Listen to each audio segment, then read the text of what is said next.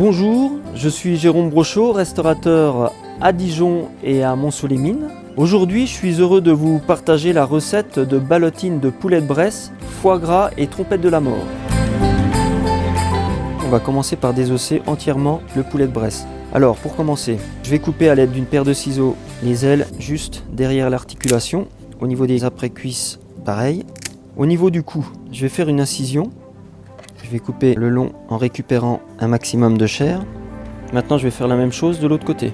Dans chaque ballotine, il y aura du blanc et de la cuisse. Il faut garder uniquement la peau. Donc on va tout retirer. Pourquoi c'est compliqué? Parce qu'en fait, il faut éviter de percer cette peau. Parce qu'après, on va tout remettre sur la peau, justement. Donc il faut bien passer votre couteau juste en dessous, entre la peau et la chair.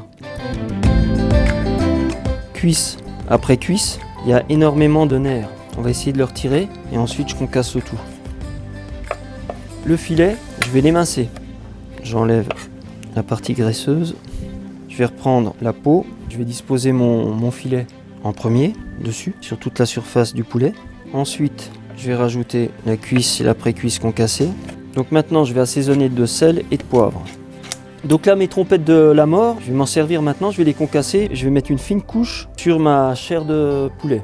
Maintenant, je vais rajouter le foie gras. Donc là, j'ai pris un lobe de foie gras cru. Donc je vais détailler à peu près 100 g de foie gras pour la moitié du poulet. Alors, pour pouvoir le rouler, on prend la partie supérieure. Vous allez remettre comme ça. Maintenant, je vais pouvoir filmer la ballotine de poulet de Bresse. Donc je vais utiliser un film qui supporte la cuisson. Ensuite, je vais rouler délicatement, sans trop serrer non plus, comme ça. Ensuite, je vais attacher chaque extrémité. Je vous conseille de le consolider avec de la ficelle pour éviter qu'en pleine cuisson, la ballotine elle puisse s'ouvrir. Je fais un double nœud.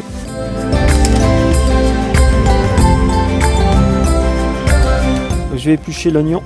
Pour le bouillon de volaille, j'ai juste à le couper en 4. L'ail en 2. L'échalote, pareil. Un peu de thym, un peu de persil, le céleri, le poireau et les petites carottes. J'ai lavé mes légumes à l'eau. Là, dans le récipient, dans mon rondeau, j'ai ma carcasse. Donc là, je vais rajouter ma garniture. Je vais rajouter de l'eau à hauteur, quelques clous de girofle, un petit peu de baie de genièvre et du poivre blanc en grains. Maintenant, mon bouillon, je vais le porter à ébullition. Je vais le laisser cuire pendant 1 heure, 1 heure et demie environ, avant de l'utiliser pour effectuer ma sauce.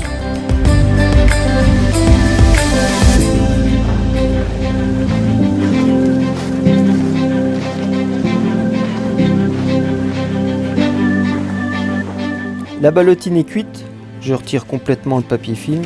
Là maintenant je vais portionner mon demi-poulet de Bresse. Donc pour la présentation, je vais prendre ma volaille de Bresse, je vais disposer au milieu de l'assiette et ma sauce crème au vin du Jura. Je vais simplement napper ma viande. Pour accompagner la volaille de Bresse, vous pouvez faire un gratin dauphinois, vous pouvez faire des châtaignes braisées avec justement le bouillon de volaille qui nous reste. Eh bien Simon, qu'est-ce que tu vas nous conseiller pour accompagner cette belle ballotine de volaille de Bresse au vin du Jura? Avec un plat qui a l'air aussi généreux, on a envie de doubler le plaisir, donc 2 bouteilles. Premièrement, je vous conseille d'aller sur un Bourgogne avec un peu d'âge. Donc là, on est ici sur l'appellation Rully, ce qu'on a choisi.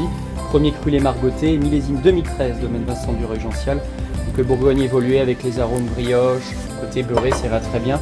Ou alors, vous allez sur un accord classique, le Jura qui est représenté ici, donc vin jaune, Arbois, domaine Lucien Aviette en 2012. J'ai été ravi de partager cette recette avec vous. J'espère que vous avez passé un très bon moment et je vous souhaite maintenant de très bonnes fêtes de fin d'année et à très bientôt. Merci beaucoup.